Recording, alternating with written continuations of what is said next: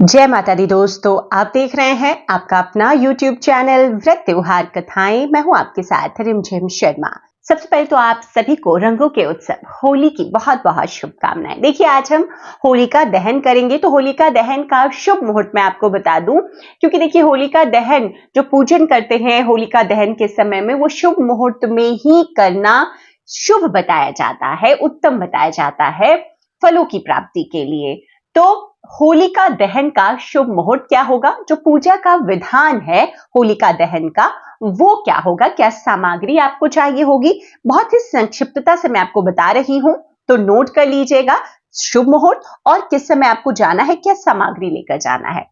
देखिए, हर वर्ष देखिए हम फाल्गुन मास की पूर्णिमा तिथि को होलिका दहन करते हैं। इस बार देखिए होलिका दहन के दिन भद्रा का साया है, तो भद्रा काल में जिस प्रकार से हम रक्षाबंधन का त्योहार नहीं मनाते ना, उसी प्रकार से होलिका दहन भी भद्रा काल में नहीं की जाती है। आमतौर पर आपने देखा होगा कि होलिका दहन जो प्रदोष व्यापिनी पूर्णिमा होती है, तो प्रदोष काल में ही हम करते हैं, लेकिन इस बार भद्रा का साया होने की वजह से, भद्रा व्याप्त होने की वजह से प्रदोष काल में होलिका दहन नहीं किया जाएगा। देखिए, 13 मार्च यानी कि आज गुरुवार के दिन होलिका दहन करेंगे। 14 मार्च यानी कि कल शुक्रवार को रंग वाली होली खेली जाएगी। तो आज होलिका दहन का जो शुभ मुहूर्त है वो नोट कीजिए। होलिका दहन देखिए आज आपको करना है मध्य रात्रि में।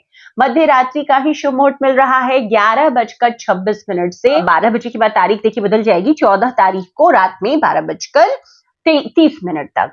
तो इसी शुभ मुहूर्त में लगभग 1 घंटे की समय अवधि है, 11:30 से 12:30 मान लीजिए मध्यरात्रि का ये समय होगा। इसी समय आपको होलिका दहन करना है। अब होलिका दहन देखिए आमतौर पर सामूहिक रूप में ही किया जाता है। आपके शहर में भी मंदिरों में या आप जहां रहते होंगे वहां मोहल्लों में होलिका लगाई जाती है, किसी न किसी मंदिर के आसपास आमतौर पर लगाई जाती है, चौराहे पर लगाई जाती है, कि सभी लोगों को आसानी हो होलिका दहन की पूजा करने के लिए। तो ऐसे में देखिए होलिका दहन के लिए अब आपको क्या सामग्री चाहिए। कई लोग देखिए, कई क्षेत्रों में ये रिवाज है कि होलिका लगने के बाद ही जो ठंडी होली है उसका पूजन किया जाता है, तो ये पूजन आप दिन में कर लेंगे। इसके लिए सुबह का ही शुभ मुहूर्त मिल रहा है। उसके बाद देखिए दोपहर के बाद राहु काल है, तो आपको नहीं करना है।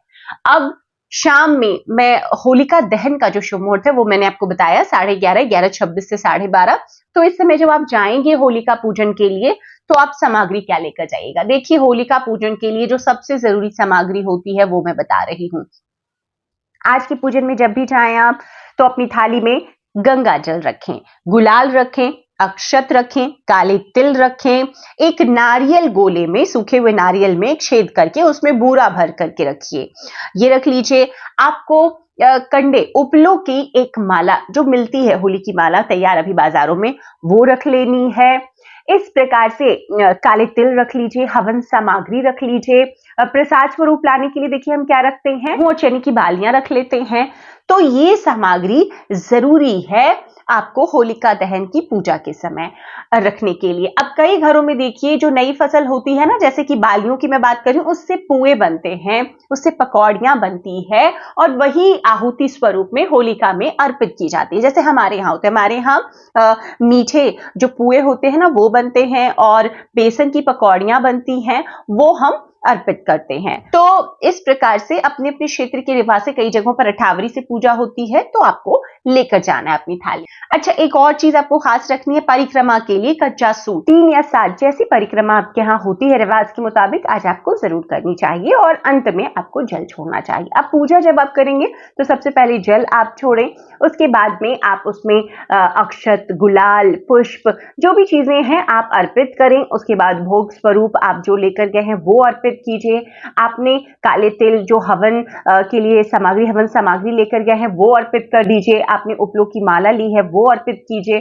तो ये सभी सामग्री अर्पित कर दीजिए। उसके बाद में आप जो बालियां लेकर गए हैं उसे ना हल्का पका करके और घर हम वापस लेकर के आते हैं, भोग स्वरूप हम परिवार में सभी सदस्यों को वो खाने के लिए देते हैं। भगवान श्री विष्णु, भगवान नरसिंह का प्रसाद स्वरूप हम उसे ग्रहण करते हैं। देखिए, आज की पूजा जब भी आप करें तो भगवान ऋषि की स्वरूप को ध्यान में रख करके पूजन करेंगे श्री हरि विष्णु का। तो इस प्रकार से पूजन के बाद में परिक्रमा कर लीजिए कच्चे सूत से और उसके बाद में जल छोड़ करके अपनी पूजा को संपन्न कर लीजिए। भगवान से श्री विष्णु से आशीर्वाद प्राप्त कीजिए, आपके घर में पूरे साल आगे खुशहाली रहे, घर में हर प्रकार की सुख शांति उनकी कृपा से बनी रहे। तो इस प्रकार से होलिका दहन का शुभ मुहूर्त है। संक्षिप्तता से सभी सामग्री और पूजा विधि भी मैंने बता दी है, तो इन चीजों का ध्यान रखिएगा। राहु काल अवॉइड कीजिएगा, राहु काल में ठंडी होली का पूजन भी नहीं कीजिएगा। होली की आप सभी को एक बार बहुत बहुत शुभकामनाएं। जय माता दी।